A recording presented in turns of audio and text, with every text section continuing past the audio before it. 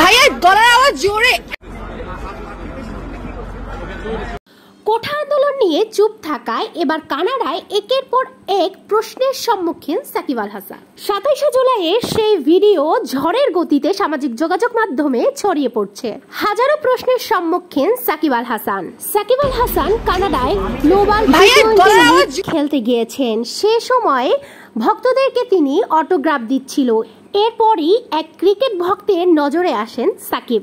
এরপর সাকিবকে দেখে ওই ক্রিকেট ভক্ত বলেন, চোখে না হয় দেখো কম, বিবেকটাও কি নিয়ে গেছে জম?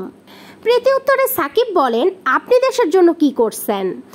আমি তো আর এমপি না, I take care of my family, আমি আমার পরিবারের খেয়াল রাখি। সাকিব সেম প্রশ্ন করে ওই ভক্তকে, আপনি দেশের জন্য কি করছেন? পরে ওই ভক্ত লিখেছেন, রিজাইন করেন, নির্লজ্জ। SM নাবিল নামের ওই ভক্ত তার ফেসবুক প্রোফাইল থেকে এই পোস্টটি শেয়ার করেছেন। এছাড়াও বর্তমানে সাকিবকে নিয়ে প্রচুর আলোচনা সমালোচনার ঝড় উঠেছে সামাজিক গণমাধ্যমে।